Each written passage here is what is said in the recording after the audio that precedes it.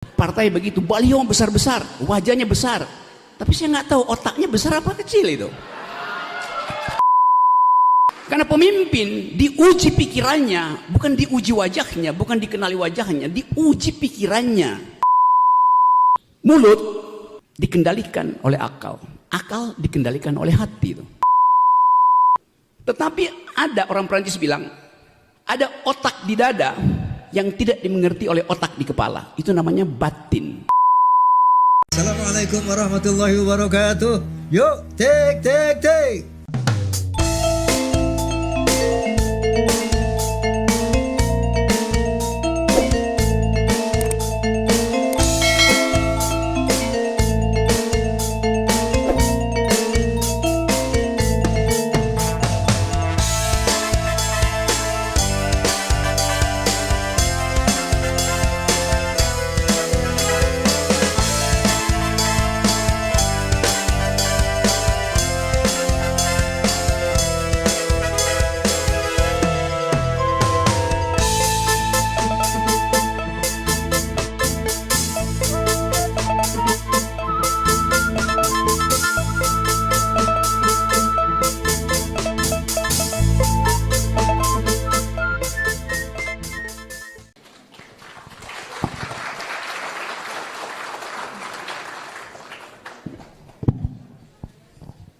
Ini nggak bunyi, ini bunyi.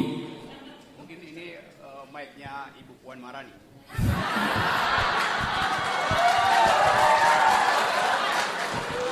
Oke, terima kasih teman-teman. Saya boleh pakai ini ya, mimbar ini supaya saya punya potensi jadi wali kota atau jadi rektor. Gitu. Saya senang ada di sini karena saudara moderator mengantarkan kita pada suasana akademiks. Dia menyebut berbagai istilah akademis. Dia menyebut referensi-referensi mutakhir tentang demokrasi. Dan itu pertanda bahwa ini kampus yang berpikir itu. Seringkali saya diundang oleh mahasiswa, dalam sebulan ini mungkin udah 20 kali diundang mahasiswa. Separohnya dilarang oleh rektor. Jadi terakhir saya harus kasih kuliah di Universitas Negeri Mataram di Lombok. Rektor 2 hari sebelum acara bilang boleh kalian tapi Rocky Gerung tidak boleh bicara itu. Saya tanya kenapa? Padahal itu Universitas Negeri yang harusnya mempromosikan pikiran anak negeri itu. Tapi saya lihat datanya ternyata 2 hari sebelumnya universitas itu justru mengundang kuliah umum yang disampaikan oleh Sekjen PDIP, Saudara Hasto. Saya bertanya, kenapa Hasto sebagai Sekjen PDIP boleh memberi ceramah? Saya 15 tahun mengajar di Universitas Indonesia, kenapa nggak boleh? Saya mengajar di Sespimti Polri di Lembang. Saya mengajar di Seskogap TNI di Bandung itu. Saya mengajar di Lemhanas, kenapa saya nggak boleh? Saya memberi ceramah di luar negeri, kenapa saya nggak boleh masuk di Mataram? Pasti ada soal politik di situ. Jadi itu hari ini saya dapat semacam gairah untuk mengembalikan pikiran melalui fasilitas universitas. Jadi terima kasih Pak Rektor, Ibu pembawa acara dengan fasih tanpa jeda, kalimatnya jernih itu.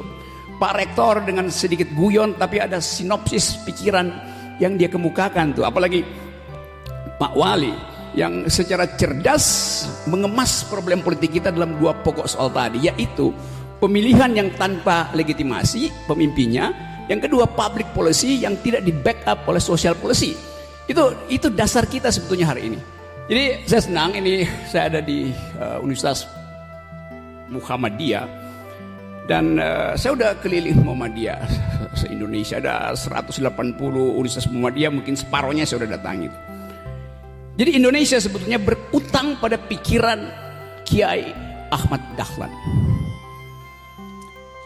Bayangkan misalnya kalau usia keberapa Muhammadiyah? 100. Kalau 112 tahun lalu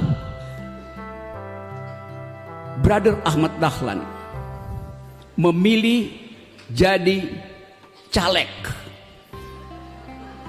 Apa yang terjadi dengan Indonesia? Nggak ada sekolah Muhammadiyah, tapi dia memilih jadi public educator, dia memilih menjadi pendidik. Lalu Indonesia dapat berkah IQ.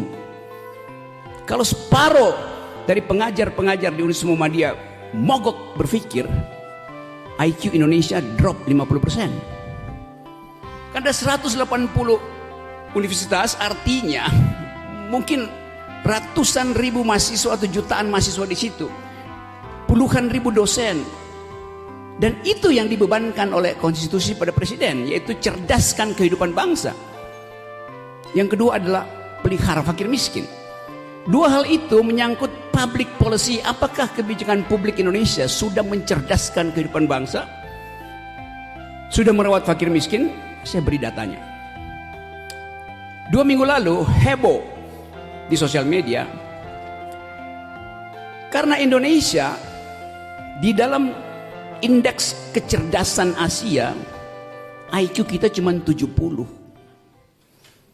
nomor 2 dari bawah Laos dan Timur Timur. Sementara Vietnam, Singapura, Filipina di atas IQ-nya. Jadi kalau dibilang bahwa bangsa ini mengalami kecerdasan, enggak, justru indeks internasional mengatakan bangsa ini adalah bangsa dungu. Bukan saya bilang, kalau saya bilang nanti orang marah, itu dasarnya. Jadi kita mau lihat kenapa public policy yang bahkan diperintahkan oleh konstitusi 20% APBD kita, APBN harus tiba di lembaga pendidikan. Tapi kenapa IQ kita turun? A big question mark yang mesti kita bongkar hari ini.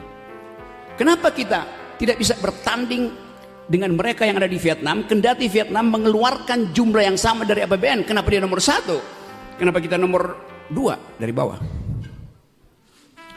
Itu problem kita dalam soal pendidikan tadi. Jadi masalahnya ada pada public policy. Kalau dikatakan bahwa Pak Jokowi sering katakan Indonesia negara yang sudah maju, bahkan selama COVID tumbuh.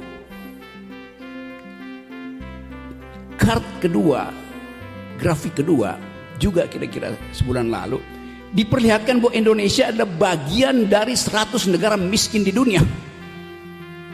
Artinya nggak berhasil pembangunan. Jadi soal-soal semacam ini yang saya anggap bagian kritis dari universitas harus diucapkan dari Sukabumi.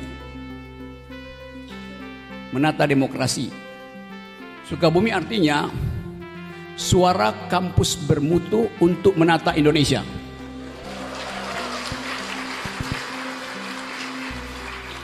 Dan mutu itu yang hilang dari percakapan publik. Karena percakapan publik dikendalikan oleh slogan-slogan di baliho. Saya nyupir sendiri dari Jakarta kemarin, balihonya macam-macam, segala macam toko ada di sepanjang Sukabumi. Partai begitu, baliho besar-besar, wajahnya besar. Tapi saya nggak tahu otaknya besar apa kecil itu. Karena pemimpin diuji pikirannya, bukan diuji wajahnya, bukan dikenali wajahnya, diuji pikirannya. Kita nggak mungkin mengetahui isi pikiran pemimpin kalau dia nggak datang di sini bertengkar dengan wali kota, bertengkar dengan rektor di forum akademik. Itu poinnya begitu. Tadi suku raga menampilkan satu sinisme satire yang sangat tajam. Kalau saya bongkar semiotiknya, kira-kira dia mau bilang begini: mulut dikendalikan oleh akal, akal dikendalikan oleh hati. Mulut dan otak itu dua organ fisiologis. Saya bisa bedah otak saya bisa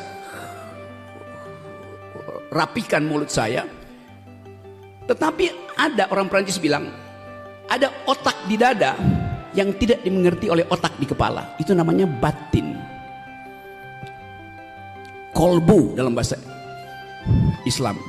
Kolbu itu tak terbaca, tak terlihat, tapi dia mengendalikan kebersihan politik.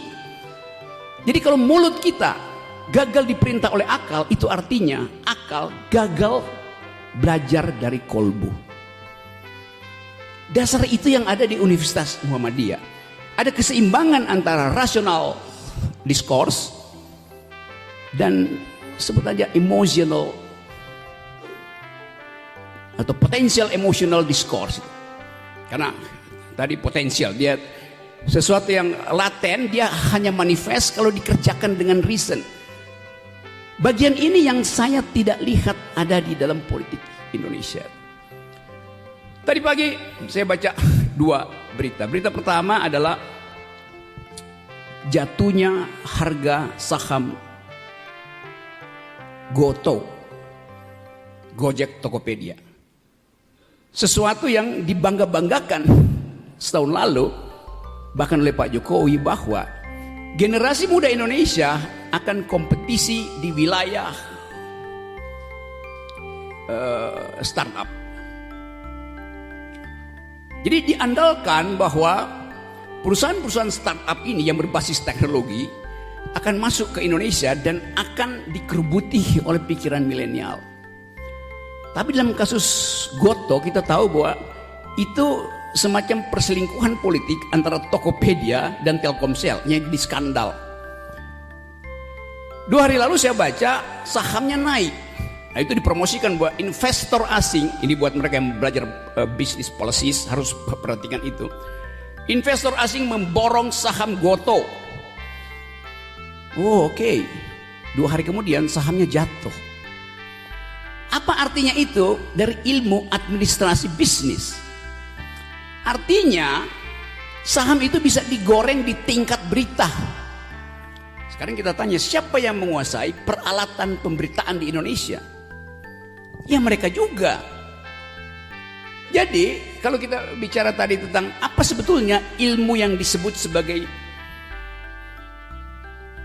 business policy, yaitu menghubungkan antara market rationality dan spekulasi-spekulasi para short termis. Short termis itu pemain kapital yang hanya ingin dapat gain, ambil untung lalu kabur tuh. Itu yang terjadi pada saham-saham Goto tadi tuh. Jadi seolah saham itu saham blue chip, padahal itu saham sampah. Digoreng-goreng supaya orang beli lalu kabur. Itu yang terjadi di dunia sekarang, bahwa banyak investor yang akhirnya melihat Indonesia tidak ada potensi untuk tumbuh lalu dia kabur. Itu. Jadi kita belajar business policies juga dengan memperhatikan public policies. Sekarang kita lihat bagian kedua, public policies. Kasusnya adalah pidato Presiden Jokowi kemarin yang mengumpulkan investor untuk menjual IKN tuh. Itu public policy itu. Tapi saya selalu kasih negative point of view di situ. Bahwa investor asing dulu menganggap Indonesia lukratif sebagai lahan investasi. Karena IKN itu awal-awalnya Presiden Jokowi bilang kita akan punya IKN, yaitu tempat generasi milenial membanggakan Indonesia. Di mana akan dibuat? Di Kalimantan. Saya pertama kali kritik Presiden Jokowi bahwa Kalimantan itu adalah paru-paru dunia, kita banggakan 100 tahun ke depan. Sekarang digali untuk tanam beton. Tapi Presiden bilang, nggak usah khawatir kalian tukang kritik, IKN tidak akan memakai dana negara. Dan negara artinya APBN. APBN artinya pajak saya. Oke, silahkan. Walaupun saya sudah kasih kritik bahwa public policy untuk IKN tidak didasarkan pada environmental policies, ethics. Karena Pak Presiden sudah putuskan untuk pindahkan ibu kota, baru dia minta kampus untuk membuat AMDAL. Nah itu dungu cara berpikirnya tuh. Mestinya AMDAL dibuat dulu baru putuskan secara politik. Yes. Kalau kita belajar di seluruh dunia, ilmu lingkungan itu artinya pastikan AMDAL bersih, baru kasih keputusan. Public policy harus berbasis pada cultural imperatif. Cultural imperatif mengatakan bahwa nggak bisa pembangunan itu dibuat gali-gali fondasi itu sambil mengusir hak cacing untuk bersarang di bumi Kalimantan, sambil menghalangi burung untuk kembali bercumbu di pohon-pohon di Kalimantan. Itu dasarnya. Dan dunia hari ini bicara tentang environmental ethics, bukan bicara tentang infrastruktur. Coba saya lihat implikasinya tuh. Pada waktu IKN dipromosikan, ada 2 nama dunia yang ditaruh di situ sebagai oversight committee, sebagai ya semacam konsultan. Satu adalah Raja Arab Saudi, yang kedua adalah mantan Perdana Menteri Inggris Tony Blair. Pada waktu itu orang merasa bahwa oke, IKN akan jadi simbol investasi yang beradab karena ada uang besar dari Arab Saudi.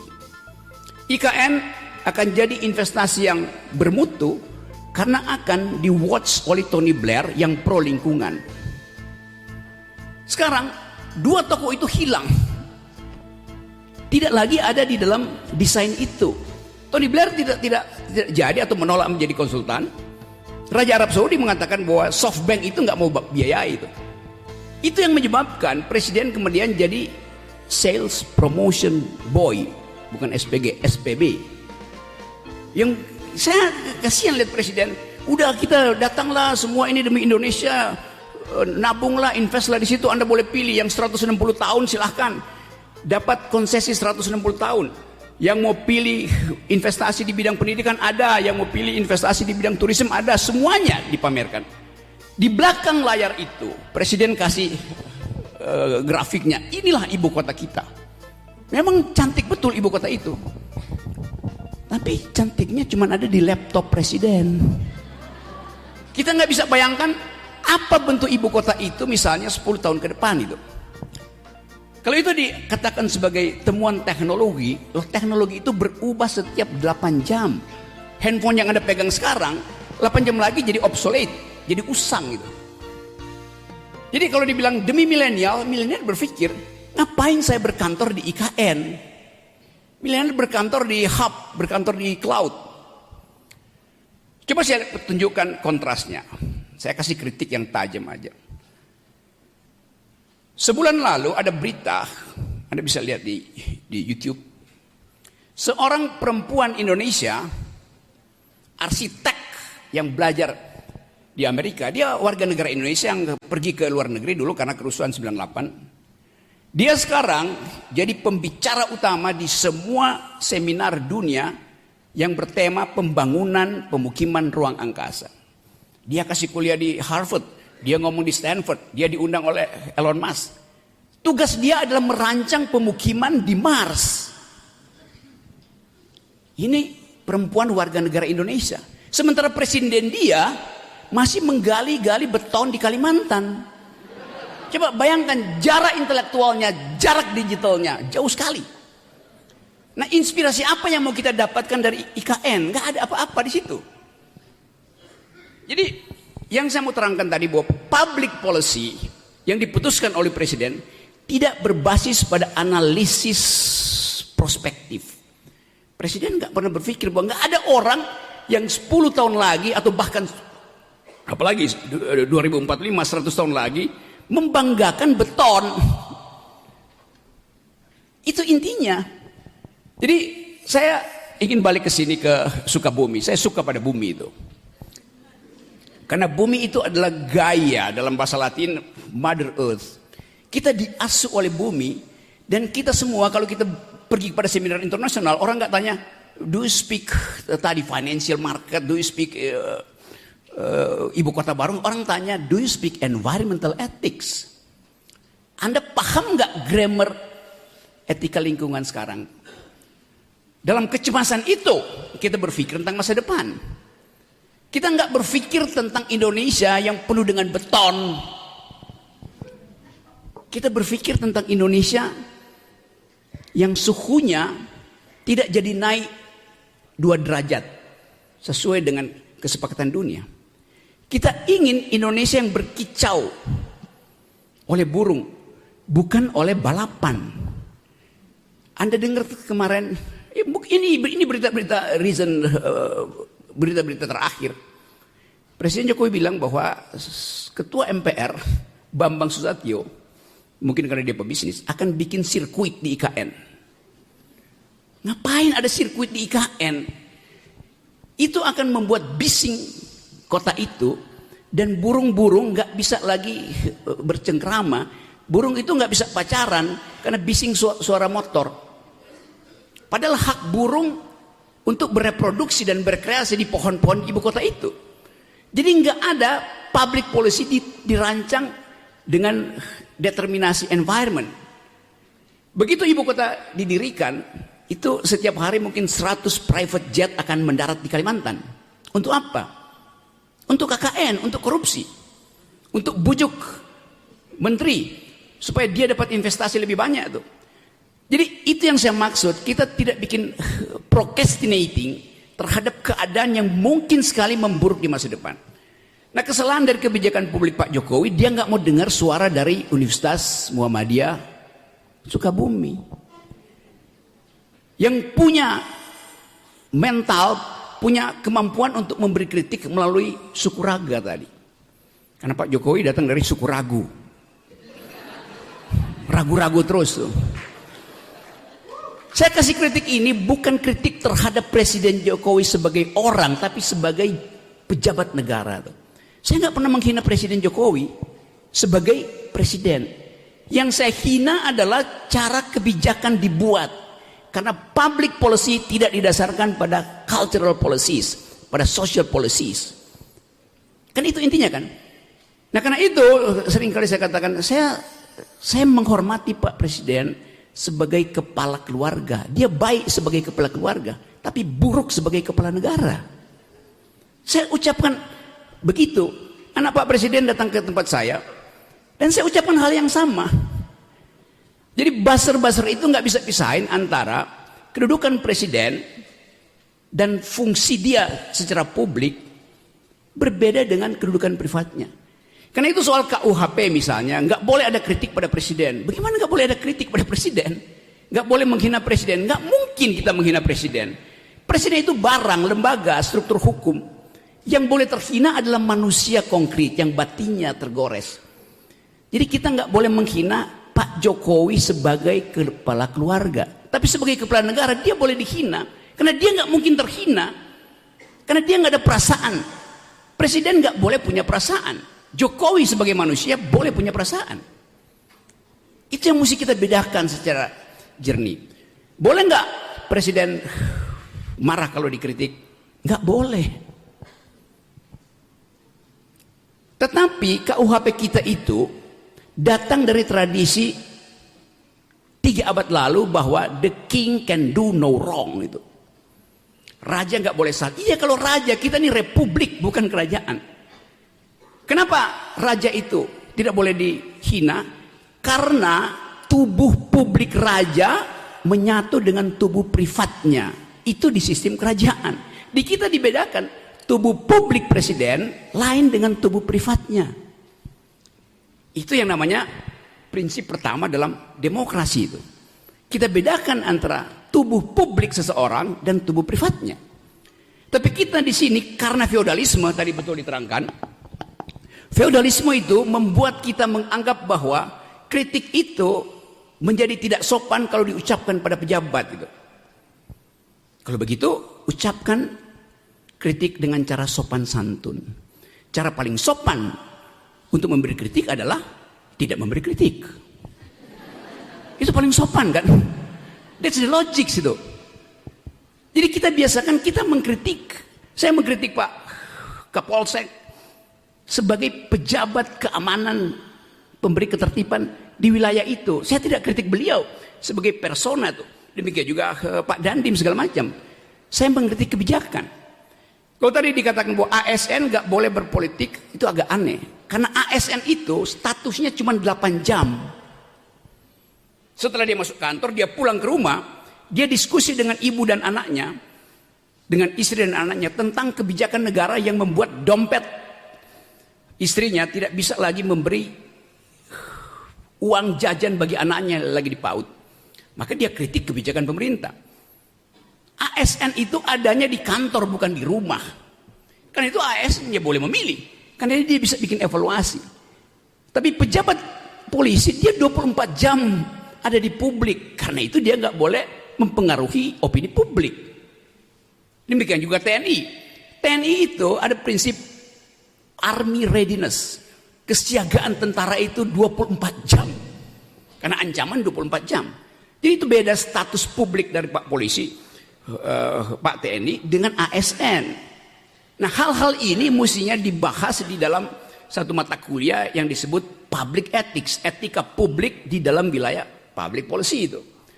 Jadi teman-teman semua, saya terangkan ini secara akademis hanya untuk meminta perhatian bahwa kita sedang berupaya untuk menumbuhkan kembali Indonesia. Sekarang saya masuk pada poin yang berkaitan dengan teman saudara-saudara yang adalah mahasiswa. Kalau saya bertanya misalnya, siapa yang mahasiswa S1 Fakultas Administrasi di sini? Banyak tuh. Kamu, siapa nama kamu? Ya. Berdiri boleh, berlutut boleh.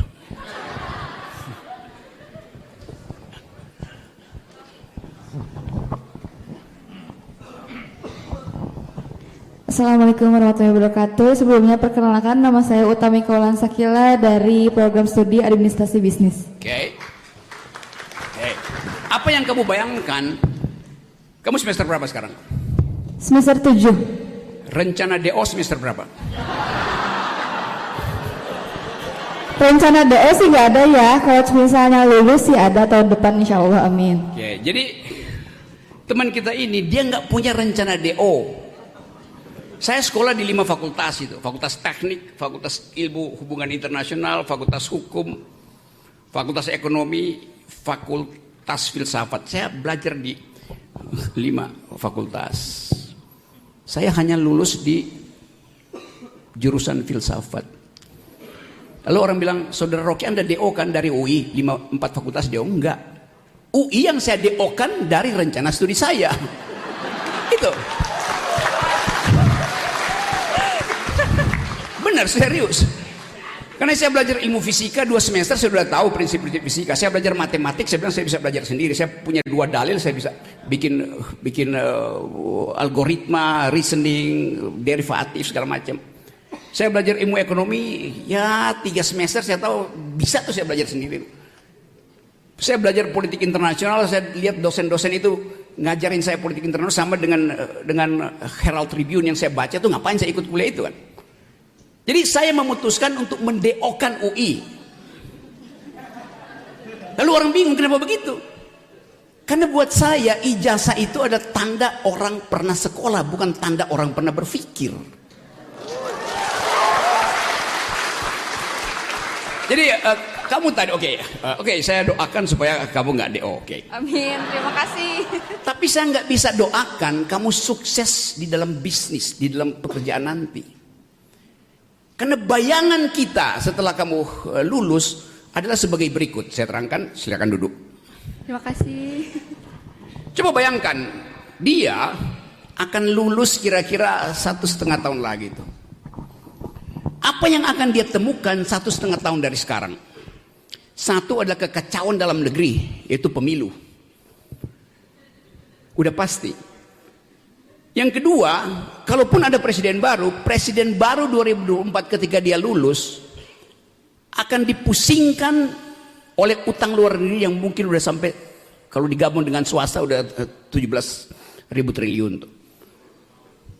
Bayarnya itu tadi saya lihat di situ. Biaya untuk belajar di fakultas di S2 Universitas Muhammadiyah ini itu berapa tadi? Semester 1 14 juta, semester 2 sampai 4 5 juta. Jadi 2 3 4 15 juta juga, 30 juta untuk jadi sarjana tuh. 30 juta. Sedikit sekali itu. 30 juta itu kalau dikurs dalam dolar $2.000 cuman. Karena dolar sekarang udah 16.000. Ntar lagi naik 17.000 tuh. Sedikit sekali. Sementara data yang diterangkan oleh Sri Mulyani, ini Sri Mulyani yang bilang, setiap bayi yang lahir hari ini dia akan dibebani hutang luar negeri 30 sampai 40 juta. Jadi Anda bayangkan, begitu Anda lulus Anda mesti bayar 40 juta pada negeri. Anda udah defisit 10 juta. Saya nggak nakut-nakutin. Lalu kita berpikir bisnis apa yang akan berada di 2024 tuh? Startup di seluruh dunia itu downgrade. Di seluruh dunia perusahaan startup itu berhenti tuh. Karena ada kesulitan ekonomi. Kalau kita lihat misalnya, mungkin 2 hari ini Bank Indonesia terpaksa ikuti logika dari Federal Reserve, dari Bank Amerika, dari Central Bank Amerika, itu naikkan suku bunga. Amerika masih akan naikkan suku bunga karena inflasi di Amerika belum terkendali itu. Jadi dolar akan dipanggil pulang oleh Joe Biden. Dolar akan balik, akan mudik ke Amerika. Indonesia terpaksa mesti lakukan hal yang sama. Itu naikkan suku bunga. Konsekuensinya apa tuh?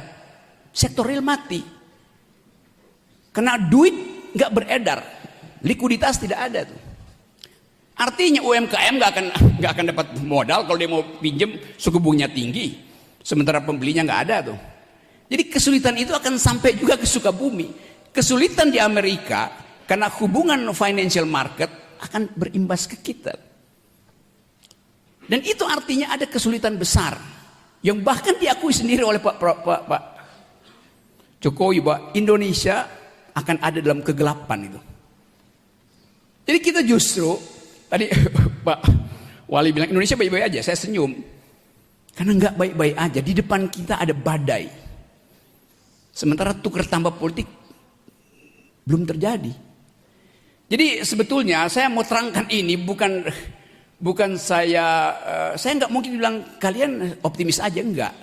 Kalian pesimis supaya ada persiapan mental. Tapi ada orang yang optimis tapi irasional. Saya pesimis tapi rasional tuh. Karena bikin kalkulasi tuh. Nah, fungsi-fungsi itu ada di dalam parameter perkuliahan. Kita mau ukur Indonesia ini ke depan bakal sukses apa enggak? Ya kalau dengar ucapan Pak Jokowi pasti Indonesia bakal sukses. Tapi kita membayangkan bahwa kecemasan Pak Jokowi terlihat dari beberapa kali dia meminta supaya rakyat bersiap-siap untuk menghadapi badai. Meminta supaya IKN dilanjutkan, meminta supaya jalan tol diteruskan segala macam. Tetapi investasi nggak akan masuk karena dolarnya dipanggil pulang itu. Dan harga uang itu akan tinggi sekali bunganya. Jadi teman-teman tadi itu bukan saya takut-takut ya, saya terangkan deskripsi dari keadaan ekonomi. Apakah dunia mengalami hal yang sama, tapi hanya soal kebijakan publiknya yang bisa dia atur sedikit-sedikit tuh. Di kita impact itu bukan sekedar ekonomi, tapi persahabatan sosial yang retak, intoleransi yang ada di mana-mana. Anies Baswedan baru turun dari DKI, diganti oleh orang yang diinginkan oleh presiden. Publik Jakarta bertanya, apa yang akan dilakukan oleh gubernur dalam keadaan dia tidak punya legitimasi? Kan sebentar lagi Pak Polisi dan Pak Dandim akan dapat demo besar-besaran dari masyarakat buruh, intelektual yang menganggap bahwa penunjukan pemimpin di daerah yang ada 370 pemimpin daerah itu tidak demokratis karena ditunjuk oleh presiden melalui Menteri Dalam Negeri. Boleh nggak ditunjuk? Boleh. Kalau darurat, boleh nggak darurat sampai 2,5 tahun? Nggak ada darurat 2,5 tahun. Jadi setengah dari tahun pemilu, pemimpin-pemimpin kita itu ditunjuk oleh presiden, tidak dipilih oleh rakyat. Itu yang kita sebut sebagai tidak demokratis. Jadi bagaimana kita minta pertanggungjawaban dari pemimpin yang tidak kita pilih? Itu soalnya tuh. Nah, kemasukakalan ini yang ingin saya terangkan sebagai metode berpikir di kampus. Kalau saya balik pada IKN misalnya, Pak Jokowi masih akan memaksakan itu karena cuma itu legasi beliau yang bisa beliau pamerkan Setelah dia lengser ada saya bangun IKN. Tapi saya mesti terangkan dari awal, itu bakal berantakan karena nggak ada yang masuk akal di dalam uraian itu. Tentu kita bangga ada IKN, tapi batas dari ambisi adalah APBN. Batas dari ambisi politik adalah APBN itu.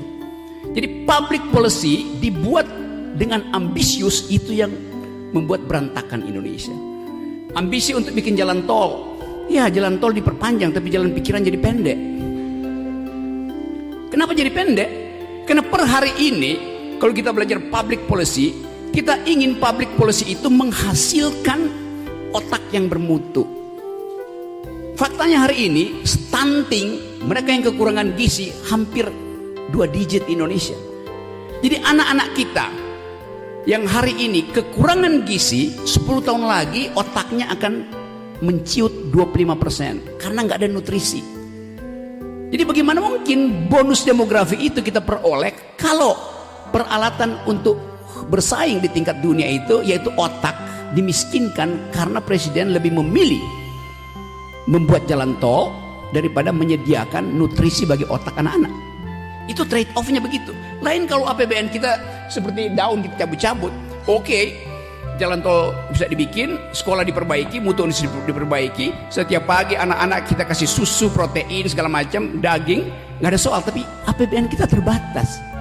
Waktu presiden memilih kebijakan publik pro infrastruktur, trade off-nya adalah kesejahteraan harus dikurangi. Itu konsep dasar. Karena APBN itu sangat terbatas. Jadi presiden masih ingin melanjutkan infrastruktur IKN terutama itu. Tapi buat saya misalnya ya oke, silakan bikin IKN, tapi jangan pakai pajak saya. Dulu presiden bilang nggak ada APBN, sekarang akan dipakai APBN tuh, mungkin 20-30% atau bahkan 40% pakai APBN. Artinya pajak saya akan dipakai untuk bangun ibu kota negara. Boleh nggak? Boleh. Kalau saya setuju. Saya nggak setuju ibu kota negara karena melanggar hak generasi muda untuk menikmati udara bersih, melanggar prinsip-prinsip AMDAL. Karena itu saya nggak setuju. Karena itu jangan ambil pajak saya. Lalu orang debat, pajak Pak Rocky mesti dipakai. Saya akan bayar pajak kalau pajak saya itu dinikmati oleh tetangga saya yang tidak bisa bayar pendidikan. Maka saya rela. Saya rela pajak saya dipakai oleh komunitas yang miskin pendidikan. Saya nggak rela pajak saya dipakai IKN yang nantinya akan jadi fasilitas untuk tukar tambah dengan oligarki. Itu prinsip keadilannya di situ tuh. Jadi sekali lagi teman-teman, saya berupaya untuk menyelundupkan pikiran kritis ke kampus supaya kampus itu tumbuh secara mandiri di dalam metodologi itu. Yang sering saya katakan bahwa hanya di kampus kita bisa bertengkar tanpa sentimen. Karena di kampus kita diajarkan untuk bertengkarlah dengan argumen tuh. Jadi sekali lagi itu intinya, dan mungkin ada percakapan di antara kita yang bisa memungkinkan orang melihat bahwa di Universitas Muhammadiyah Sukabumi ada surplus akal pikiran. Terima kasih.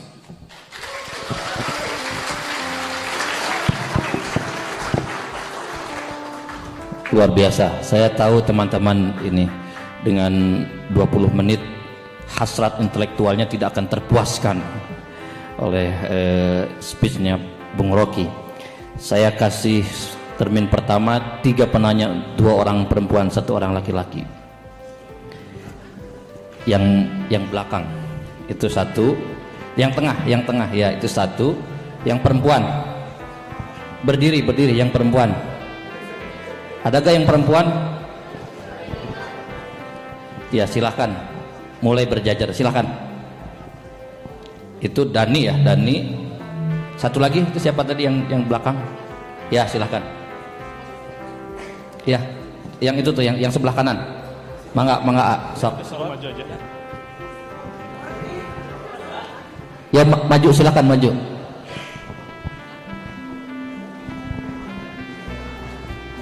Baik.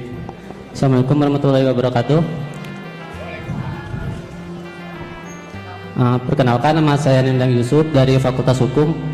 Yang menjadi pertanyaan saya, bagaimana kita bisa menata demokrasi Indonesia menjelang pemilu 2024 ketika presidensial threshold masih terus diterapkan ketika partai politik yang telah lulus verifikasi daripada KPU tidak dapat memberikan dukungannya atau pilihannya kepada rakyat Indonesia. Bagaimana kita bisa menata demokrasi Indonesia gitu. Terima kasih. Baik, berikutnya. Ya, silakan. Ditampung dulu Bang ya. Bismillahirrahmanirrahim. Assalamualaikum warahmatullahi wabarakatuh. Perkenalkan Bung, nama saya Rahmat Wijaya Ramadhani dari program studi administrasi bisnis. Saya ingin bertanya masalah ada dalam istilah perpolitikan yang disebut sebagai presidensial threshold, dan ada wacana bahwa tahun ini presidensial threshold akan dibuat 0% yang awalnya 20%, dan itu bakal menjadi sesuatu yang menarik menurut saya. Dan saya ingin bertanya kepada Bung Rocky Gerung, apa yang nanti akan terjadi ketika presidensial threshold 20% diganti dengan 0%? Segitu paling betul. Baik, berikutnya satu lagi. Mahasiswi. Boleh. Silakan. Bismillahirrahmanirrahim. Assalamualaikum warahmatullahi wabarakatuh. Nama saya Panji Setiaji, jurusan administrasi dari Institut Manajemen Wijata Indonesia. Tadi kan Pak, banyaknya bahwa lebih banyak mengandalkan sebuah ijazah dibanding sebuah berpikir. Bagaimana korelasi pejabat negara yang lebih kecil dominannya terhadap sebuah pemikiran hanya mengandalkan keuntungan pribadi, masalah termasuk IKN itu sendiri. Karena kan ada kendala-kendala seperti itu, apalagi seperti sekuit dan yang lain gitu. Jadi menata demokrasi itu mereka itu dengan cara apa sih? Apakah hanya kepuasan hasrat sendiri karena sebagai kepentingan diri pribadi sebagai pejabat?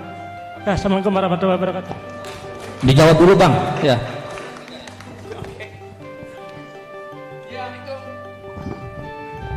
Itu semua soal kecemasan. Kalau saya baca psikologi di belakang pertanyaan itu adalah kecemasan memandang masa depan.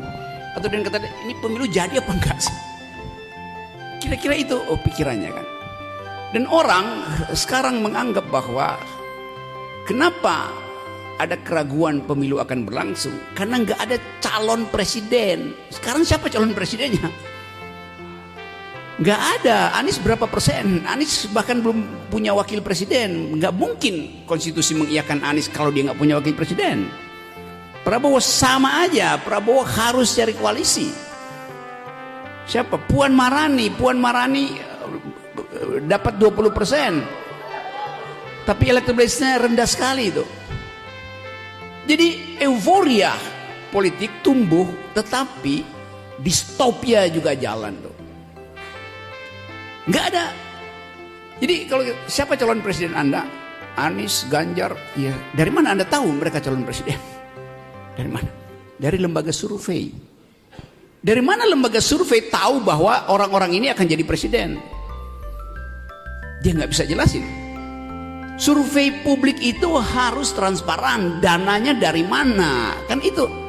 Di Amerika, Biden itu di backup oleh lembaga survei. Lembaga survei bilang kami memang digaji oleh Partai Demokrat untuk mensurvei Joe Biden. Sebaliknya, Fox misalnya, kami digaji oleh Partai Republik untuk mensurvei Donald Trump.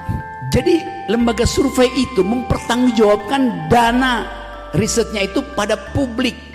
Di kita semua lembaga survei tidak satupun yang mengaku. Lalu dia bilang itu dana pribadi. Mana ada orang mau kasih dana pribadi untuk hal satu kali survei itu 4 miliar, 10 kali survei 40 miliar. Udah bangkrut lembaga surveinya. Kan itu logikanya kan. Jadi kalau dikatakan ini, oh ya itu calon yang diajukan lembaga survei. Saya tahu Anda misalnya suka pada Anies, oke segala macam. Ya sama Anies teman baik saya. Udah berapa kali dia ngomong sama saya tuh. Prabowo teman baik saya, ngomong berkali-kali juga. SBY teman diskusi saya, setiap bulan Pak SBY undang saya untuk diskusi itu. Tapi saya tidak mau kasih point of view yang euforia. Saya kasih point of view yang basisnya adalah prinsip demokrasi itu. Yaitu dalam sistem presidensial tidak boleh ada threshold. Karena pemilihan langsung. Bagaimana mungkin pemilihan langsung ada threshold? Boleh. Kapan? Dipilih dulu DPR-nya, baru dipilih presiden. Itu boleh ada threshold. Tapi kan kita memilih kan sama. Jadi bagaimana mungkin saya milih ini presiden, nggak boleh saya pilih karena partainya tidak punya threshold. Kapan kita tahu dia tidak punya threshold? 2019. 2019 itu memilih presiden 2019. Memilih 2024 dasarnya adalah suara parlemen 2024, bukan pakai 2019. Kan DUNGU. Iya. Masa Anda masuk bioskop bilang, saya ditanya sama petugas, mana karcis Anda? Nih. Loh, ini udah dipakai oleh teman Anda seminggu lalu, ngapain Anda pakai lagi? Ditempelin sama satpam kan? Kan itu berbohong itu namanya. Tapi dipaksakan juga. Nah, itu yang saya ingin supaya prinsip ini menata demokrasi itu mulai dengan 0%. Nggak ada di dalam konstitusi kita dikatakan bahwa pemilihan presiden harus punya tiket 20%. Di mana di konstitusi disebut begitu? Konstitusi kita cuma bilang calon presiden dan wakil presiden dipilih oleh partai politik atau gabungan partai politik. Lalu dikatakan lagi dalam konstitusi, tapi gabungan itu harus memenuhi 20%. Ada di konstitusi. Konstitusi mana? Konstitusi Wakanda. Undang-Undang Dasar 45 nggak ada aturan itu. Itu yang mesti disuarakan oleh kaum intelektual. Kalau nggak akan dijebak juga akhirnya. 20% itu adalah permainan oligarki untuk beternak politisi baru. Itu intinya. Dan kita nggak ingin negeri ini diternakkan kembali oleh oligarki. Jadi kecurangan itu akan terjadi. Apalagi tadi yang tanya soal, udah, saya kira dua-duanya soal itu tadi. Yang terakhir soal apa ya? Oke, saya kira saya udah jawab ya. Soal apa? Dia berpikir IKN tadi. Kan tadi saya terangkan bahwa IKN itu dijanjikan sebagai tempat yang nanti sangat bermanfaat bagi generasi milenial. Oke. Sekarang kita bayangkan milenial dalam 8 jam ke depan itu dia nggak akan akses situs IKN yang nggak ada isinya itu. Milenial itu pergi pada apa namanya BTS Army apa tuh? Ya, yang band Korea itu kan. Jadi ide milenial itu comply dengan ide new cultural identity itu. Coba kita tanya, sekarang Pak Jokowi tawarkan, oke, investor datanglah ke IKN, bangun perumahan di situ, bangun mall, bangun hotel, bangun sirkuit. Pertanyaannya, berapa banyak ASN dari Jakarta yang bersedia pindah ke ibu kota itu? Dalam survei terakhir 80% pegawai negeri ogah pindah ke situ. Lalu siapa yang akan masuk mall? Siapa yang akan menempati perumahan itu? Ya ular, cacing, burung. Karena tadi perencanaannya itu hanya ingin menghasilkan legacy. Saya pernah bicara terus terang di dalam satu forum dengan beberapa petinggi partai menteri. Coba Pak Jokowi buat satu radical break, satu tindakan radikal itu. Saya sebagai kepala negara menginginkan threshold 0% karena itu yang konstitusional. Itu Pak Jokowi akan melonjak legitimasinya, elektabilitasnya naik, dan akan dikenang sebagai bapak demokrasi berikut setelah SBY. Itu legasinya yang akan diingat orang. IKN itu nggak akan diingat orang. Jalan tol nggak akan diingat orang. Di Korea banyak orang sekarang bongkar jalan tol karena nggak penting lagi jalan tol, karena public services transportation udah jalan.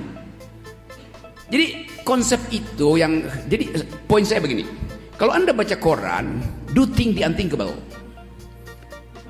Lihat koran itu dari belakang, di belakang headline itu ada apa. Bayangkan dalam imajinasi kita bahwa ucapan Sri Mulyani itu Ibu Sri Mulyani teman baik saya. Jadi kalau Ibu Sri Mulyani mengucapkan sesuatu yang kritikal, kan Sri Mulyani bilang ekonomi kita berbahaya. Artinya dia baru dapat teguran dari World Bank, dari IMF. Hal yang bisa dia ucapkan di sidang kabinet. Jadi dia muter. Ini IMF bilang bahwa Indonesia ada dalam keadaan bahaya. Bukan IMF bilang, dia melapor pada IMF supaya IMF tegur presiden. Kan begitu cara membaca public policy atau public announcement. Jadi itu yang saya terangkan. Tentu detailnya masih banyak, tapi karena ini forum akademis saya tahan-tahan bagian yang terlalu berbahaya saya tinggalkan sebagai gosip nantinya. Jadi teman-teman, saya senang karena ada pertanyaan yang betul-betul tajam. Memang pemilu bisa jalan nggak kalau 20%? Bukankah itu artinya orang yang terpilih adalah orang yang diasuh kembali oleh oligarki? Itu poinnya. Yang kedua tadi, IKN itu buat milenial apa enggak? Tanya aja pada milenial. Mana milenial peduli dengan ibu kota? Jadi biarkan ibu kota negara itu pindah ke Kalimantan, ibu kota bisnis tetap di Jakarta, tapi ibu kota pikiran ada di Sukabumi. Silakan berikutnya. Ini tadi yang perempuan satu, yang mahasiswi, boleh Pak? Pak Sopian, sambil yang mahasiswi.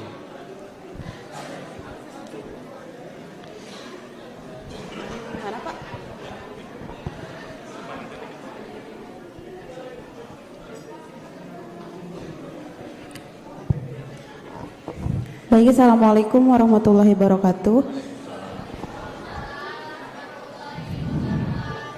Mohon izin bertanya Bapak, dalam penataan demokrasi Indonesia ada yang harus dibenahi, diantaranya membenahi para pemimpin yang menjabat dan juga prosesnya yang sulit dihindari dari proses permasalahan yang ada di Indonesia, yang salah satunya adalah politik transaksional.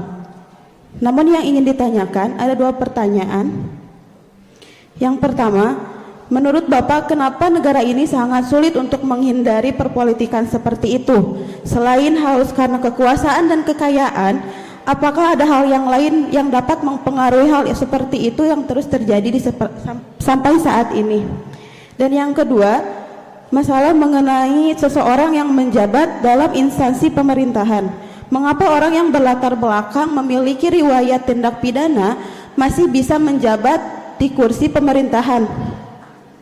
Padahal di negeri ini masih banyak SDM yang mumpuni, masih banyak SDM yang mampu untuk menjabat yang sesuai dengan porsinya. Dan kenapa menurut Bapak Indonesia masih memilih orang-orang tersebut? Padahal dalam hal latar belakangnya mungkin saja terjadi kasus tindak pidana korupsi bakal terjadi lagi di masa jabatannya nanti. Mungkin cukup sekian dari saya. Terima kasih. Wassalamualaikum warahmatullahi wabarakatuh. Waalaikumsalam. Ya, sebelum dilanjut ke Bang Rocky, Pak Sopian, silahkan.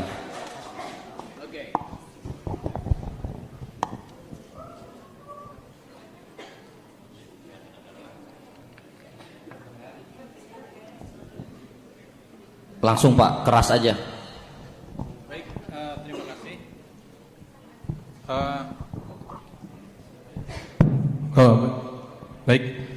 Terima kasih. Sebelumnya saya, Bang Rocky cukup terharu setelah Pak Rektor menyematkan menjadi Ustadz Rocky. Akhirnya saya mendengar Pak Rocky mendoakan mahasiswa tadi untuk lulus tepat waktu. Nah, yang menjadi pertanyaan, kebetulan Pak Rocky tadi saya jam 7 itu masih ngajar 2 SKS dulu, mungkin mahasiswanya ada di sini, administrasi bisnis. Ya, mata kuliahnya kebetulan dasar-dasar logika. Nah itu jadi mungkin suatu keberkahan bagi mahasiswa dapat 1 suap dari saya dan dapat 1 karung beras dari Pak Rocky. Yang menjadi pertanyaan Pak Rocky, mungkin Bang Rocky juga merasakan menjadi pengajar gitu. Saya meminta jadi sedikit arahan kepada mahasiswa yang memang kadang-kadang menjadi dilema bagi kita sebagai pengajar, apalagi saya mengajarkan dasar-dasar logika, merangsang mereka untuk liar berpikir karena tidak ada sopan santun dalam berpikir, tapi tetap bisa berperilaku santun dan bisa menjaga etis itu. Itu saja mungkin, terima kasih. Satu lagi Bang, tuh yang angkat tangan biar 3 silahkan. Ya. Ya, itu yang mahasiswi, itu yang angkat tangan. Ya, Neng. Yang belakang. Iya, ya itu.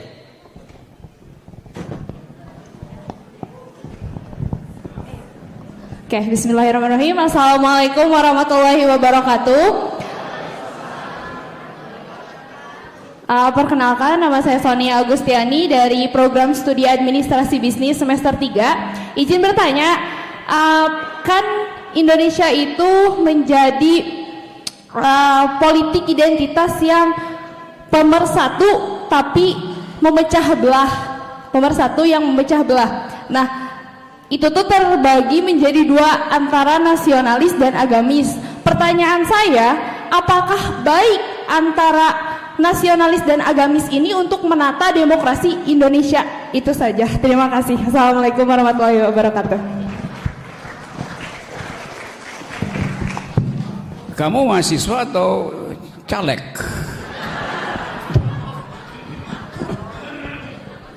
Oke, dari situ ya. Ada obsesi tentang persatuan. Oleh karena itu, politik identitas dihalangi. Tetapi kalau kita bongkar secara logis itu, mengapa perlu obsesi persatuan? Karena dasar ontologi kita, dasar antropologi kita adalah perbedaan itu. Jadi kenapa kita perlu bersatu? Karena kita berbeda. Tetapi rejim ini membalik logikanya. Demi persatuan tidak boleh ada perbedaan. Itu konyol. Kan itu yang terjadi kan? Kami Pancasila. Oh iya. Nggak perlu bilang kami, nggak perlu klaim. Karena itu fakta antropologi kita. Memang kita semua Pancasila. Kenapa mesti ada yang klaim kami Pancasila? Artinya yang lain bukan. Yang lain politik identitas, yang lain Muslim. Kan itu logiknya begitu tuh, sekaligus belajar logika itu. Yang disebut kontra identitas itu. Jadi nggak boleh ada satu pernyataan pun dari pejabat negeri untuk mengucapkan jangan pakai politik identitas. Dari awal kita sudah berpolitik secara identitas. Konstitusi kita waktu diperdebatkan di Dewan Konstituante, ada orang yang menginginkan negara ini negara Islam, identitinya adalah Muslim. Ada yang menginginkan negara ini merdeka harus balik pada sistem kerajaan, identitinya adalah monarki. Ada yang menginginkan negara ini negara sosialis, identitinya adalah marxistis. Ada yang menginginkan negara ini negara sekuler, identitinya adalah liberal. Jadi semua identitas itu ada diperdebatkan di meja debat konstituante. Ada proposal Natsir, ada proposal Hatta, ada proposal Bung Karno, ada proposal Muhammad Yamin. Jadi dari awal negeri ini kaya dengan identitas yang beragam. Biarkan aja supaya dia masuk dalam kompetisi argumentatif. Yang nggak boleh adalah mempolitisasi politik identitas. Itu yang nggak boleh. Menganggap bahwa politik identitas itu adalah Muslim, itu kan bahaya. Lo fakta antropologinya, fakta sosiologisnya bangsa ini adalah Islam terbanyak.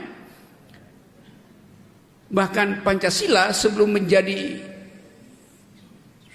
17 Agustus ada versi 22 Juni yang sila pertamanya berbunyi, ketuhanan yang Maha Esa dengan kewajiban menjalankan syariah Islam bagi pemeluk-pemeluknya. Memori kita ada di situ. Tapi dengan kelegaan umat Islam, dengan bujukan Muhammad Hatta, diambil kesimpulan bahwa negara ini tidak akan berdasarkan agama, tidak akan berdasarkan kerajaan, tidak akan berdasarkan faham-faham otoriter, tapi berdasarkan people sovereignty, kedaulatan rakyat. Itu ada di ayat kedua pasal pertama konstitusi. Negara berdasarkan kedaulatan rakyat. Jelas rakyat pasti berbeda. Kan itu intinya tuh. Jadi ada kesalahan identifikasi itu. Apalagi kalau kita belajar sedikit tentang bahasa Yunani itu, bahasa atau bahasa Latin, bahasa Romawi. Identitas itu artinya orang yang sudah mati. Jadi nggak mungkin ada identitas yang final kecuali dia udah mati. Kenapa? Karena hanya orang mati yang bisa diidentifikasi. Selama Anda hidup, pikiran Anda bertumbuh, pacar Anda bisa berganti, selingkuhan Anda susah Anda halangi kalau dia juga mau berganti. Jadi nggak ada yang final. Selama orang hidup, agama Anda juga bisa berganti. Selama kita hidup, kita digoda oleh kemajemukan. Begitu kita mati, kita final. Karena itu sering orang tanya, Pak Rocky, biodatanya ada nggak? Mau yang pendek apa yang lengkap? Yang lengkap. Yang lengkap tunggu saya mati itu. Biodata itu baru lengkap ketika orangnya meninggal. Kalau orang bilang ini biodata Pak Rocky, diambil di Google, oh itu biodata seminggu lalu sebelum saya ada di Sukabumi. Padahal jarak antara minggu lalu dan Sukabumi, saya sudah diskusi di Bali. 2 hari lalu saya diskusi di Udayana. Kenapa nggak masuk di situ biodata saya misalnya? Jadi balik pada prinsip tadi, identitas itu tidak mungkin final. Identitas itu selalu ongoing, in the making. Jadi menyatakan jangan berpolitik identitas, artinya hentikan identitas. Artinya mari kita sama-sama jadi mayat. Logikanya begitu. Konsekuensi logis dari berpikir harus kita ambil. Nah karena itu kita mesti curiga, kenapa politik identitas diajukan? Ya karena takut ada perubahan politik yang tidak bisa dikendalikan. Kenapa takut tidak bisa dikendalikan? Karena ingin memaksakan 2 calon, padahal demokrasi itu harus sebanyak mungkin calon. Tapi nanti ada ribuan dong orang jadi presiden, nggak mungkin lah. Pasti akan tertapis oleh kemampuan dia untuk mengevaluasi. Saya nggak mungkin jadi presiden, mungkin jadi kepala desa di Sukuraga aja lebih enak tuh. Kan nggak semua orang bercita-cita jadi presiden. Ngapain jadi presiden? Apa pentingnya jadi presiden di era startup, di era Wakanda, di era milenial? Jadi intinya adalah kita ucapkan perbedaan itu mendahului persatuan. Hanya karena kita berbeda maka kita perlu persatuan. Itu dalilnya itu tuh. Dan percakapan semacam ini percakapan akademis biasa tuh. Satu waktu saya kasih kuliah di Sesko TNI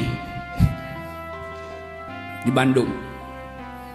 Kalau saya kuliah saya dapat pangkat, kalau ada 1 bintang mahasiswa saya dapat 2 bintang tuh. Jadi bisa jadi majen dalam setengah jam. Tituler, biarkan juga di kepolisian. Mahasiswa Sesquad itu angkat tangan, Pak Rocky, apa dasar filosofis untuk kudeta? Bayangkan, pertanyaan datang dari prajurit TNI. Apa dasar filosofis dari kudeta? Itu pertanyaan di dalam ruangan, maka saya mesti jawab. Lain kalau di lapangan dia ngomong tentang kudeta, ya ditangkap lah. Gak boleh TNI bicara tentang kudeta. Walaupun fakta di negara-negara apalagi di Timur Tengah, di Amerika Latin, kudeta terus menerus tuh. Thailand tuh kudeta terus tuh, kudeta militer. Di Afrika sekarang mayor mengkudeta kapten. Karena tradisi demokrasi tidak dihasilkan di situ. Kenapa tidak dihasilkan? Karena percakapan politik didesain bukan untuk membuka perspektif, tapi untuk menutup perspektif kan. KUHP itu betul-betul untuk menutup perspektif. Perspektif kritis tuh. Itu saya tentang. Saya sudah berkali-kali maju ke Mahkamah Konstitusi untuk minta batalkan 20% itu. Karena itu menghina orang tuh. Kalau Anies menang misalnya, oh ya saya akan bilang Anies, you menang. Tapi Anda curang kan, Anda udah punya 20%. Saya bilang begitu, AHY saya akan bilang begitu, Ganjar apalagi tuh. Jadi saya nggak punya beban untuk mengatakan kritik. Karena saya datang dari tradisi, hal yang saya pikirkan itu ingin saya terjemahkan dalam bentuk kritik tuh. Apalagi di kampus tuh. Kalau Anda lagi diajar oleh dosen Anda mengangguk, itu artinya Anda dungu. Kalau dosen Anda lagi menerangkan pikirannya, Anda mesti menggeleng. Dalam hati Anda bilang itu dosen saya bego, dungu, nggak benar. Supaya Anda punya kuriositas untuk membantah si dosen itu. Anda harus bantah dosen itu. Banyak dosen yang nggak baca jurnal terakhir, sehingga dalam 8 jam dia nggak punya lagi pengetahuan bahwa paradigma fisika udah berubah. Dia masih pakai jurnal 2 bulan lalu yang dia baca. Seorang pengajar universitas terlambat membaca jurnal terakhir dalam 8 jam, dia langsung kehilangan pengetahuan. Itu intinya tuh, apalagi mahasiswa tuh. Apalagi kalau dia udah lulus. Saya udah lulus, iya, tapi Anda lulus ketika status pengetahuan 8 jam yang lalu diujikan pada Anda. Sekarang 8 jam berikutnya udah berubah pengetahuan. Dia mesti comply terus dengan itu tuh. Karena itu belajar terus, terutama belajar tentang paradigma baru, environmental ethics, gender equality, itu yang sedang jadi pembicaraan di dunia hari ini. Jadi kalau Anda lulus, a man, a human who graduates today and stop learning tomorrow is an uneducated the day after. Anda lulus hari ini, besok Anda berhenti belajar, lusa Anda jadi dungu. Begitu. Jadi konsekuensi masuk dalam dunia akademis adalah maksimalkan kecerdasan, maksimalkan pikiran. Dan itu perintah dari Tuhan. Pakai otak. Baca, bukan kerja.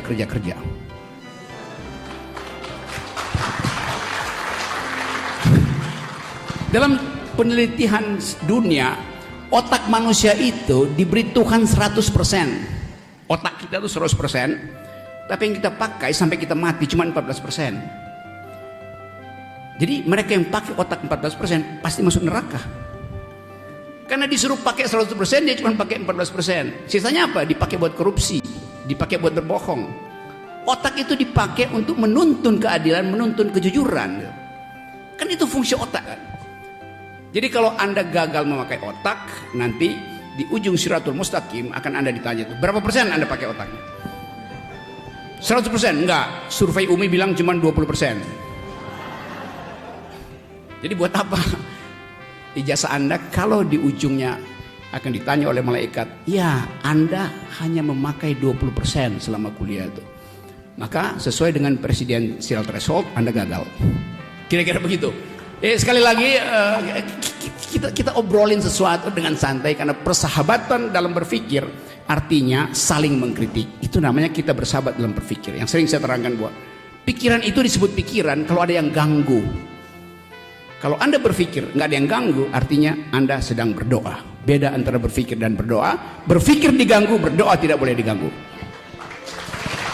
Ya, luar biasa. Ini Bu Wadek sampai jam berapa kita? Ini kalau dilayanin nggak akan habis ini, Bang Rocky.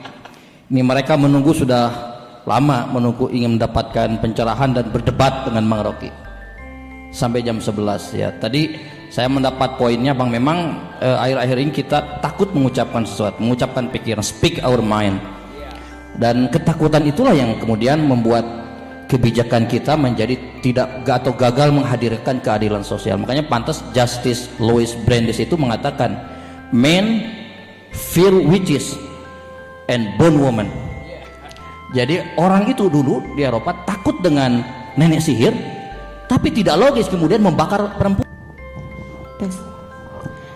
Izin bertanya, yang pertama itu tanggapan Bapak seperti apa terkait yang pertama? Tadi kan sempat dibahas. Sebelumnya izin memperkenalkan diri, saya Tria Suryani dari Administrasi Publik. Pertanyaan pertama saya itu terkait tadi yang sempat dibahas mengenai pembangunan infrastruktur IKN. Nah, itu kan itu berdampak pada suhu atau polusi di Indonesia kan. Tetapi yang kita lihat dengan bertambahnya penduduk di Indonesia sendiri itu kan memerlukan tempat tinggal, wilayah tanah yang sifatnya tetap. Jadi menurut tanggapan Bapak seperti apa yang di mana hal tersebut situasinya memang dilematis, gitu kan? Terus yang kedua terkait pemilu yang mendatang, kira-kira menurut tanggapan Bapak sendiri mengenai pemilu itu efektif atau idealnya seperti apa sistemnya, karena yang kita lihat di tahun-tahun sebelumnya itu, dan yang tadi sempat Bapak jelaskan juga, disebutkan bahwa anggaran yang digunakan di pemilu sebelumnya itu terpakai banyak cuma-cuma gitu, dan pada hasilnya pun belum tentu efektif gitu sepertinya, kurang lebih seperti itu. Terima kasih. Oke, ini bagian keluh kesah. Keluh kesah soal anggaran pendidikan dan anggaran pemilu. Memang anggaran pemilu kita tinggi sekali itu. Yang sebetulnya bisa dibuat efisien ya dengan pemilu elektronik aja kan. Jadi kalau ya beberapa hari lalu saya bicara dengan seorang menteri itu. Dia bilang begini, bahkan BLT itu dikorupsi oleh kepala desa itu. Dana desa yang 1 miliar juga dikorupsi. Tetapi itu sengaja dibiarkan. Karena itu pelumas untuk main politik. Kan itu soalnya kan. Tetapi kita mesti percaya bahwa bangsa ini punya semacam standar etik yang makin lama makin bagus. Kemarin di Jawa itu ada slogan di kampung itu ada tulisan, kami menerima serangan fajar. Udah terang-terangan. Bukan. Jadi kalau orang terus begitu artinya dia mau ledek politisi kan. Silakan kasih amplop serangan fajar, kami terima, tapi kami nggak akan pilih itu. Jadi itu satire yang luar biasa dari kecerdasan masyarakat bawah. Kami menerima serangan fajar karena ada kesulitan ekonomi. Tapi nggak ada janji mereka akan memilih itu. Apa namanya, duit ora payu itu. Uang tak berguna, uang tak berguna, uang tak berharga, kan ada viral begituan. Jadi ada pemberontakan etis dari masyarakat bawah yang menganggap bahwa permainan uang itu udah jauh sekali. Nah itu yang kemudian terkait dengan soal sekarang, soal reformasi kepolisian, soal disiplin di dalam kemiliteran, yang orang kembali menginginkan agar supaya pulihkan satu isu besar, yaitu profesionalisme itu harusnya diutamakan sebelum orang main-main uang itu. Saya lagi mendorong proposal-proposal. Kita di Jakarta ada komunitas yang lagi bikin proposal untuk Pak Sigit minta Kapolri, apa proposal masyarakat akademis. Kita bisa kumpulkan juga di sini proposal masyarakat akademis tentang reformasi TNI, reformasi polisi itu. Karena kita mau kembalikan polisi itu di dalam sphere of yang disebut sebagai the supremacy of civilian value. Polisi datang dari masyarakat sipil, kemudian dipersenjatai untuk memberi rasa aman itu. Nah, kasus kemarin membuat orang berpikir dari soal Malang kok jadi kacau ya. Tapi kita masih bisa benahi. Kan nggak mungkin kita menganggap bangsa ini nggak bisa, nggak punya aparat yang menjamin rasa aman saya tuh. Saya ingin ada rasa aman tuh. Jadi publik kembali untuk memperlihatkan bahwa ada tuntutan, ada ethical imperatif yang menginginkan Indonesia ditata kembali itu. Jadi itu prinsip. Termasuk soal tadi ada affirmative action justru pada dunia pendidikan tuh. Beberapa tempat saya kasih kuliah umum dan anggota-anggota DPR mengeluhkan bahwa dana aspiratif itu makin lama makin tidak bisa dipertanggungjawabkan. Apalagi di daerah itu, apa namanya, dana kunjungan ya itu kalau anggota DPR pusat satu hari dia boleh pakai 1 juta rupiah. Kalau di daerah anggota DPRD-nya itu cuma boleh 100.000. Itu kan ngaco. Yang harus punya dana untuk kunjungan ke konstituen justru anggota DPR di daerah. Karena anggota pusat itu nggak ada misalnya tetangga yang tiba-tiba nyelonong tengah malam ke anggota DPRD minta bantuan untuk minjem mobil karena istrinya mau melahirkan, terpaksa dikasih. Ada yang mengalami kesulitan beasiswa, anggota DPRD daerah itu yang paling tahu keadaan lokal masyarakatnya, bukan anggota DPR pusat. Anggota DPR pusat kalau reses pergi ke daerah udah lakukan kunjungan kerja, buktinya apa? Foto aja, dia nggak kerja, yang penting udah ada foto, bukti bahwa kunjungan kerja. Jadi ketidakadilan itu ada di dalam cara kita melihat fungsi utamanya apa itu. Pak Kapolri tentu punya kebijakan tentang keamanan, tetapi pengetahuan tentang potensi ketidakamanan ada pada Pak Kapolsek. Itu artinya pembekalan logistik, pembekalan sistem harus ada di tempat yang paling lokal. Sama dengan soal beasiswa itu. Hak dari UMI ini untuk dapat beasiswa. Tetapi dianggap ini kan bukan negeri, swasta. Karena itu ya cari duit sendiri tuh. Lo enggak ada pembedaan dalam Undang-Undang Dasar bahwa kami hanya akan mencerdaskan rakyat Indonesia yang sekolah negeri. Enggak.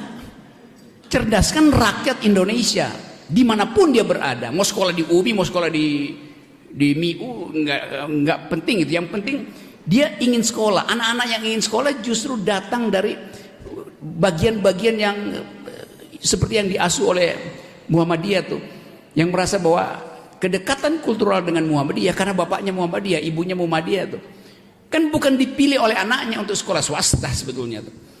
Nah karena itu dana itu mesti bisa diakses secara sama tuh. Apalagi berkali-kali saya dapat keluhan dari teman-teman guru honorer yang gajinya 300.000 tapi itu mesti 6 bulan pun dia peroleh. Dianggap bahwa ya udah ini kan gaji honorer. Justru yang honorer itu yang mesti dikasih gaji lebih besar. Kan kalau ASN kan ada jaminan pensiun. Kalau honorer nggak ada jaminan, maka dia mesti diberi gaji lebih besar. Tapi kemudian pemerintah pusat mengelak, oke, tapi itu dibebankan pada daerah tuh. Jadi daerah harus membiayai guru-guru honorer ini melalui dana alokasi yang sudah diberi oleh pemerintah. Padahal dari awal pendidikan itu urusan pemerintah pusat.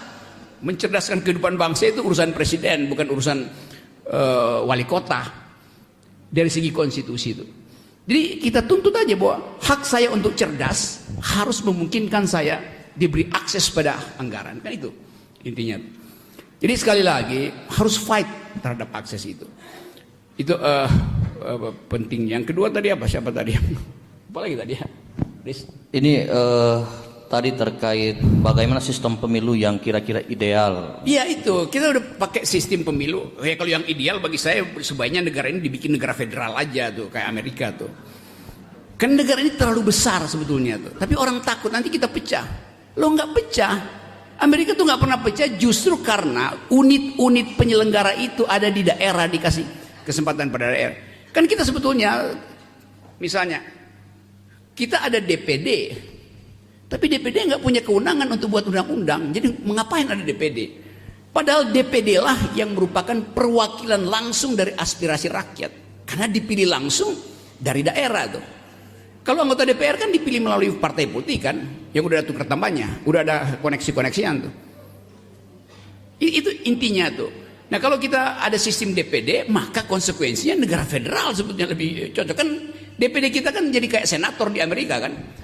Tapi di Amerika, anggota DPD, senator itu punya hak membuat undang-undang, bahkan atas namanya sendiri itu. Misalnya Sakti Act, undang-undang yang disusun dengan kecerdasan rektor UMI. Maka diberi nama Undang-Undang Rektor UMI. Untuk menghargai dia sebagai pembuat undang-undang. Itu anggota DPR di Amerika begitu. Senatornya itu akan diberi penghargaan kalau dia bikin rancangan undang-undang yang pro rakyat, diberi nama dia. Kalau ini kan fraksi bikin proposal, konsultasi lagi pada ketua partai ada komorbidnya karena potensi untuk dikasih jaket orange oleh KPK, maka ketua partainya konsultasi lagi pada ketua partai yang lain tuh. Jadi itu yang membuat politik kita jadi mahal gitu, karena transaksinya banyak betul, sampai kemana-mana itu isinya transaksi. Jadi sekali lagi kita ingin pastikan bahwa ini negeri yang sedang mengalami goncangan dalam dua soal, itu kesosialan kita lagi sangat berbahaya. Setiap saat kita bisa meledak jadi kemarahan, dan itu akan menyita juga persiapan batin dari TNI, Polri yang melihat bahwa di setiap pojok kota ada ketegangan itu. Nah ini bahayanya kalau universitas tidak menumbuhkan harapan. Jadi universitas punya kemampuan untuk menumbuhkan harapan. Nah, saya senang di sini ada pelajaran logika tuh, logika dasar bahkan tuh. Dan itu yang akan membuat kita mampu untuk menapis mana yang logis, mana yang ilogis itu. Nah, seringkali logika itu dianggap sebagai ilmu pengetahuan tambahan buat SKS aja, enggak. Saya dulu udah usulkan bahwa di Indonesia mestinya dari SMP kelas 3 diajarin logika tuh. Karena itu adalah cara kita untuk berpikir sehat, reasoning. Nah, itu sebetulnya poin-poin dasar bahwa pedagogi dasarnya adalah berpikir. Karena itu logika mesti. Di Perancis anak SMP itu diajarin logika. Jadi kita sebetulnya punya kemampuan melebihi negeri lain karena kita ada tradisi berdebat. Para pendiri bangsa ini ada pendebat ulung walaupun mereka tidak semua lulusan universitas, tetapi mereka membaca literatur. Yang lebih penting adalah pastikan bahwa berpikir logis itu hanya dituntun oleh dalil-dalil logika tuh, tidak dituntun oleh kepentingan politik macam-macam tuh. Nah, seringkali juga kacau. Satu waktu saya tanya pada salah seorang dosen logika di universitas, Anda kalau kasih nilai logika itu bagaimana? Dia bilang ya ikuti urutannya. Kalau bagus dikasih A, kalau ada kesalahan dikasih B, kalau salah banyak dikasih C. Saya bilang logika itu hanya benar atau salah gitu. Kalau Anda kasih mahasiswa Anda nilai A, artinya dia berpikir logis. Kalau Anda kasih dia nilai B, artinya dia berpikir setengah logis. Setengah logis itu artinya tidak logis. Begitu dalilnya tuh. Jadi ilmu logika itu atau Anda lulus atau tidak lulus, gitu aja gampangnya tuh. Atau dapat A atau dapat E itu. Karena nggak ada berpikir setengah logis. Yang berpikir setengah logis biasanya politisi itu. Tuh. Jadi teman-teman, saya kira saya cukupkan di sini. Lain kali kita bisa bicara banyak hal, tapi saya gembira bahwa Universitas Muhammadiyah Sukabumi mengambil inisiatif untuk membuka percakapan publik di wilayah akademis. Saya ingin para politisi datang ke sini diundang untuk bertengkar secara pikiran, secara konseptual. Itu. Jangan cuma majang di baliho atau bolak-bolak di WC, bolak-balik di WC atau tiba-tiba muncul di ATM wajahnya tuh. Kita mau tahu pikiran Erick Thohir apa, pikiran Ganjar apa, pikiran Anies apa, pikiran AHY apa, segala macam itu. Jadi bikin panel justru untuk menguji pikiran calon presiden. Di Amerika biasa tuh, calon presiden pertama-tama minta diuji di kampus, bukan di panggung dangdut. Jadi sekali lagi terima kasih teman-teman Pak Polisi, teman TNI, Pak Rektor, Sivitas Akademika di sini. Saya berjanji akan mempromosikan universitas ini bahwa ini tempat kita berpikir. Baik. Nah, kalau saya membuat kesalahan hari ini, jangan dimaafkan. Supaya saya ingat kesalahan saya. Kalau dimaafkan, bisa saya ulangi kesalahan saya itu. Gitu. Nah, saya terangkan tadi secara akademis dengan perspektif filosofi. Seringkali orang menganggap bahwa filsafat itu menyesatkan. Benar. Tapi dengan berfilsafat, Anda akan tersesat di jalan yang benar. Terima kasih.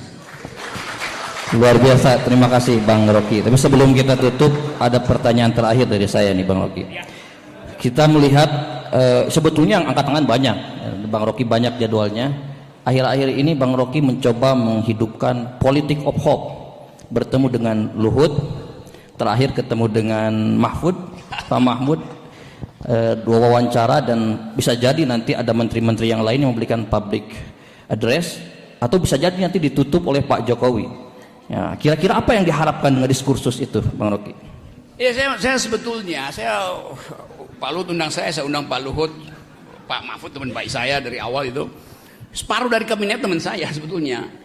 Tapi kan saya terangkan, saya beroposisi bukan untuk memperoleh kekuasaan, tapi untuk mengusir kedunguan dari istana. Itu aja kan. Dan itu saya jujur katakan, kan dulu saya dianggap pro Pak Prabowo tuh.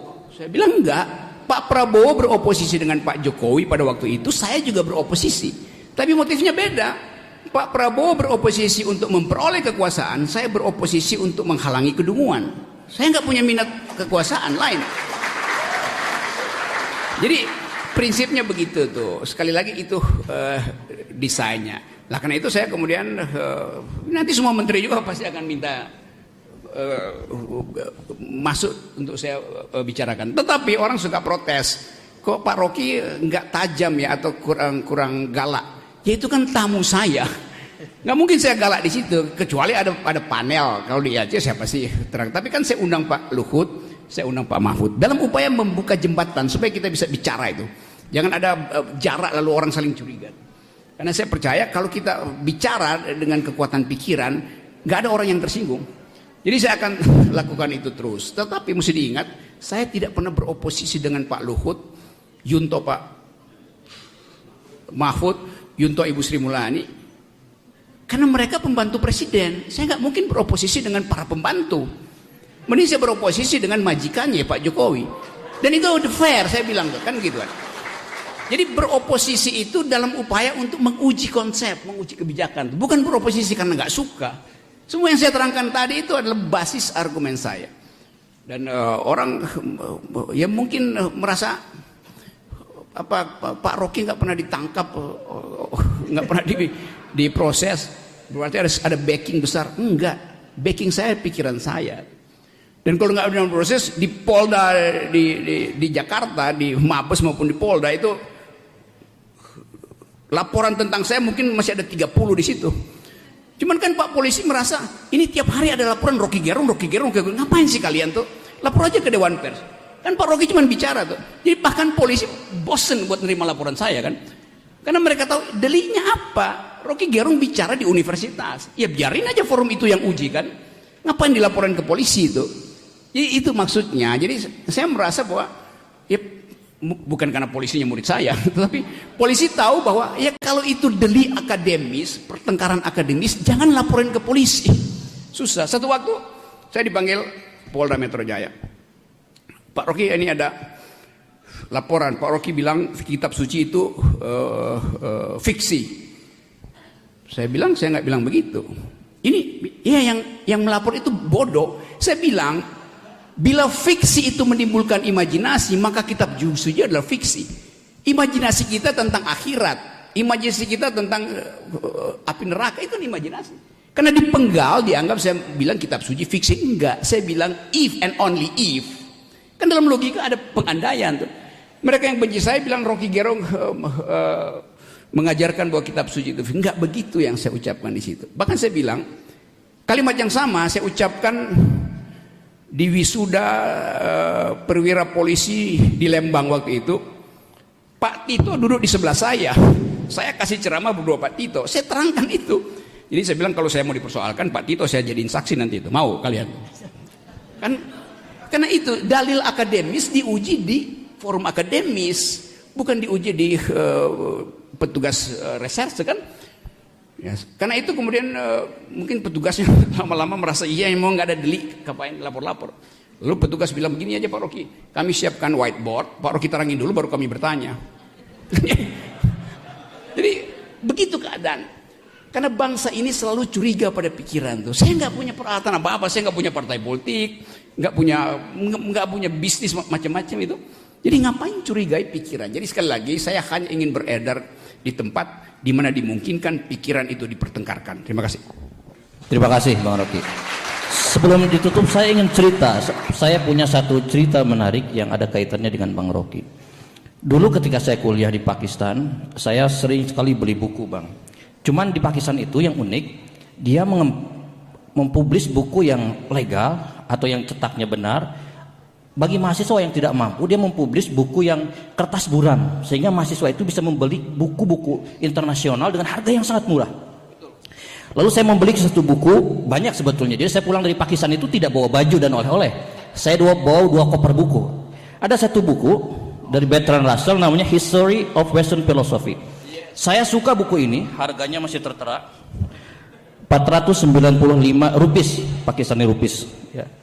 Sudah usang. Dengan harapan saya pulang ke Indonesia akan memberikan kontribusi pemikiran dari buku ini salah satunya. Lalu saya bawa ke Indonesia dan alhamdulillah Bang Rocky, sejak 2013 saya pulang dari Pakistan tidak pernah dibuka nih buku. Tidak pernah disentuh sampai suatu ketika saya lihat podcast. Ada podcast di tokoh itu bilang, ditanya, "Apa buku favorit Anda?" Tok itu bilang The History of Western Philosophy, namanya Rocky Gerung. Sejak dengar itu saya mengatakan, oh berarti saya kelompok orang-orang yang berpikir. Jadi buku ini bukan apa-apa saudara, khusus untuk mahasiswa VIA. Saya sebagai dekannya Bang Rocky, khusus untuk mahasiswa VIA. Buku ini adalah tanda saya pernah berpikir di sana dan bukan ijazah tanda saya pernah sekolah gitu. Jadi dekan Anda dekan yang berpikir. Umi ini insya Allah kampus yang berpikir. Ada banyak lain buku-buku Bertrand Russell yang saya suka, misalnya Logic and Knowledge. Buku itu saya suka karena tentang logika. Kenapa saya suka buku itu tentang Bertrand Russell? Itu kumpulan esainya Bertrand Russell dari tahun 1901 sampai 1950. Kenapa saya suka buku itu? Karena saya baca buku Imam Al-Ghazali. Al-Ghazali punya buku Mi'yarul Ilmi, The Criterion of Knowledge in the Art of Logic. Translasi bahasa Inggrisnya begitu. Jadi saya tidak pernah menyentuh buku-buku itu sampai suatu hari nuansa akademik itu dihidupkan kembali oleh orang namanya Rocky Gerung, dan hari ini saya satu panggung dengan beliau. Terima kasih. Ini buku standar. Jadi semua mahasiswa mata kuliah apapun mesti belajar yang disebut intellectual history, sejarah intelektual itu. Dan ini ditulis oleh Bertrand Russell. Ya orang yang bisa ngomong apa aja tentang filosofi, public policy segala macam. Sebetulnya ini ada anak judul dalam versi aslinya itu ada anak judul Socio and Political Context. Jadi Bertrand Russell membahas dari awal peradaban, ada filsafat Islam ada di situ, filsafat Yunani ada di situ, sehingga kita bisa dapat kompendium ilmu pengetahuan. Dengan baca buku ini sebetulnya separuh dari pengetahuan dunia bisa kita miliki itu. Tinggal dikembangkan. Jadi tolong baca buku ini. Buku ini buku yang selalu ada di samping kanan meja Presiden Bill Clinton. Dia selalu akses buku ini. Kalau dia mau dapat ide cepat-cepat, dia baca buku ini tuh. Dan Bill Clinton orang yang selalu paham bahwa politik harus diasuh dengan pikiran dan keadilan sosial tuh. Jadi sekali lagi teman-teman, ada buku Bertrand Russell, juga saya buku yang sejarah yang bagus juga, buku Al-Muqaddimah dari Ibnu Khaldun. Saya baca Al-Farabi, saya baca Ibnu Sina segala macam itu. Jadi membaca asal-usul pengetahuan itu dasar untuk bertengkar. Dan jadi kalian bisa bertengkar dengan baik kalau kalian paham pertengkaran awal dalam sejarah ilmu pengetahuan. Jadi saya senang ternyata ada teman baru saya, dia ikut membaca. Jadi sekali lagi, hanya dengan membaca, menyimpan pengetahuan dan mengucapkannya dalam bentuk argumen, kita bisa menata kembali Indonesia. Terima kasih.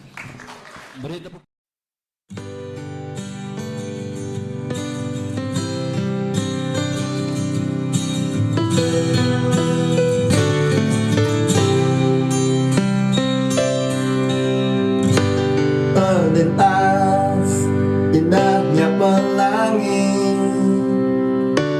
merasuk relung hati yang sepi. Matamu lambangkan kedamaian, bagai rembulan di gelap malam. Hilangkan semua keraguan, sesak yang ada relakan saja. Yakinlah aku kan tetap setia, menjagamu hingga tutup usia. Aku tak pernah tahu arti cinta yang sebenarnya.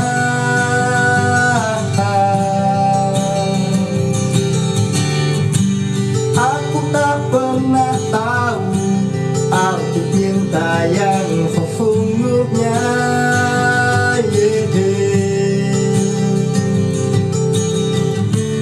Yang ku tahu hanyalah aku mencintaimu apa adanya.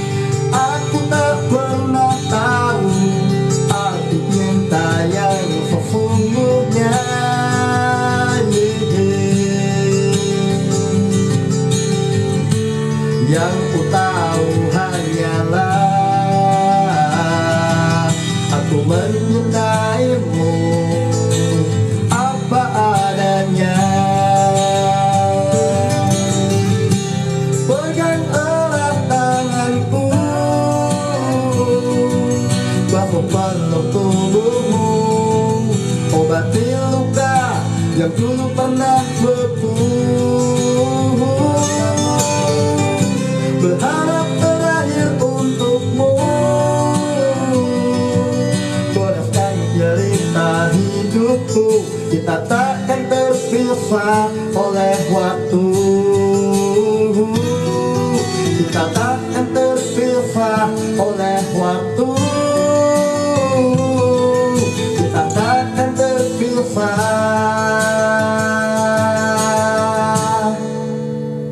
oleh waktu.